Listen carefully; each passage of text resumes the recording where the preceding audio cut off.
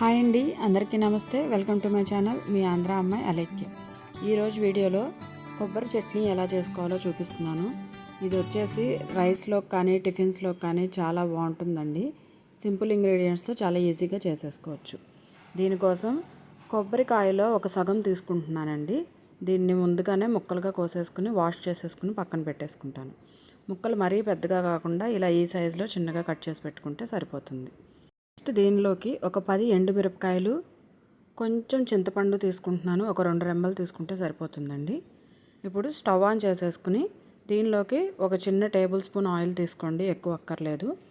దీనిలో మనం ముందుగా తీసుకున్న ఎండుమిర్చిని చిన్న చిన్న ముక్కలుగా కట్ చేసేసుకుని వేసుకుంటున్నాను. దీనివల్ల గింజలు కూడా లోపల దాకా వేగి టేస్ట్ చాలా బాగుంటుంది. ఇవి కొంచెం వేగిన తర్వాత నేను తీసుకున్న కొబ్బరి 2 కప్పుల వరకు వచ్చిందండి. ఆ కొబ్బరిని కూడా నూనెలో వేసుకుని కొంచెం ఫ్రై చేసుకుంటున్నాను. నెక్స్ట్ దీనిలోకి ఒక స్పూన్ జీలకర్ర కూడా వేసుకుంటున్నాను.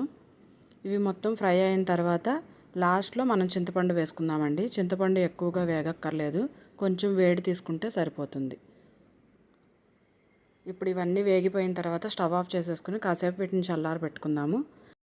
ఇవి కొంచెం చల్లారిన తర్వాత ఒక చిన్న మిక్సీ జార్ తీసుకుని వీటన్నిటిని మిక్సీ జార్లోకి తీసేసుకుంటున్నాను. ఇందులోకి ఇప్పుడు టేస్ట్కి సరిపడినంత ఉప్పు వేసుకోండి. సాల్ట్ అయినా వేసుకోవచ్చు, కల్లుప్పు అయినా వేసుకోవచ్చు అండి. నేను కల్లుప్పే వేస్తున్నాను. ఇప్పుడు వీటిని ఒకసారి మిక్సీకి వేసుకుంటే ఇలా కోర్సుగా నలుగుతుంది. నెక్స్ట్ వచ్చేసి దీనిలోకి ఒక 4 వెల్లుల్లి రెబ్బలు వేసుకుని మళ్ళీ మిక్సీకి వేసుకుంటున్నాను. మొత్తం నలగదండి. ఇలా కోర్సుగా నలిగిన తర్వాత ఇప్పుడు దీనిలోకి కొంచెం గోరువెచ్చగా ఉండే వాటర్ వేసుకోండి. దీని వలన పచ్చడి 2-3 రోజులైనా సరే పాడవకుండా ఉంటుందండి. వాటర్ వేసుకుంటూ ఇలా మెత్తగా నలిగేలాగా మిక్సీకి వేసుకోండి. పచ్చడి రెడీ అయిపోయింది కదా. ఇప్పుడు దీన్ని ఒక బౌల్లోకి తీసేసుకుని దీనికి తాలింపు పెట్టుకుంటాను.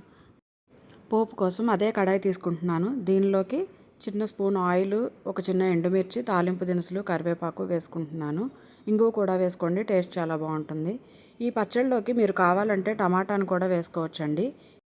ఇవే ఇంగ్రీడియంట్స్తో పాటు ఒక 2 టమాటాలు కూడా తీసుకుని ముక్కలుగా కోసి మగ్గించుకుని టమాటా కొంచెం మెత్తబడిన తర్వాత కొబ్బరితో పాటు టమాటాలను కూడా కలిపి మిక్సీ వేసేసుకోవాలి. అలా కూడా చేసుకోవచ్చు, అది కూడా చాలా బాగుంటుందండి. మీకు ఎలా కావాలంటే అలా చేసుకోవచ్చు. నేనైతే టమాటా వేయకుండానే చేస్తున్నాను. ఈ చట్నీ వచ్చేసి రైస్లోకి కానీ దోశల్లోకి కానీ చాలా బాగుంటుందండి. ఒకసారి ట్రై చేసి చూడండి. వేగిన తాలింపుని ఇప్పుడు పచ్చడిలోకి వేసేసుకుంటున్నాను. చూసారు కదా, ఎంతో రుచిగా ఉండే కొబ్బరి పచ్చడి చాలా సింపుల్గా ఈజీగా చేసేసుకోవచ్చు.